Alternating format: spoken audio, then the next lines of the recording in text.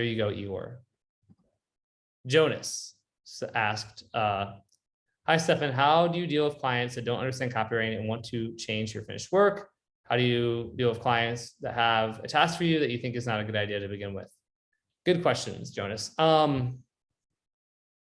mean, the good news is like ultimately, as you level up, you'll get less and less of those clients. And even at a medium level, and even as under but the best thing you can do is try to complete the project with them and then just move on, right? Don't keep working with them is the answer, really. Don't, whenever you can get out of your obligations, once you satisfy those obligations to them, then, don't work with them anymore, cut bait and move forward. In the short term for this type of thing, ultimately it's their company, right? They're the client, you're the contractor. So they're able to change stuff, ultimately you just be like, all right, like I'm telling you on record, I don't think it's a good idea, but you're the client, you're the boss. So if you want to do it, that's cool. And if anything, worst case is like, it kind of gives you an out if like the copy doesn't perform well. But it's also frustrating because of course, maybe the copy would have performed better, right? Had they not made those changes. One thing you can try sometimes is to be like, hey, I understand. So can we do this? Let's split test it, right? I really think my version's better. I understand where you're coming from. Are we able to split test my version versus your version?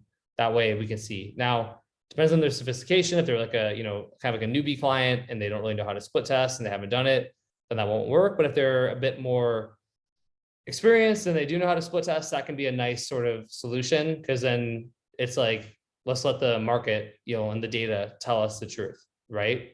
But ultimately I do go back to like, the customer is always right, as annoying as it is. And so while if they're not going to split test and they're resistant and they're like, nope, we're doing it this way, then at the end of the day, you just have to be like, all right, well, you're the boss, you're the client, I'm the contractor. I disagree, but I hope you're right. And good luck, take care. And then move on with my life and go find better clients who are more willing to be, consulted versus, or, kind of, I guess who trust you more, really.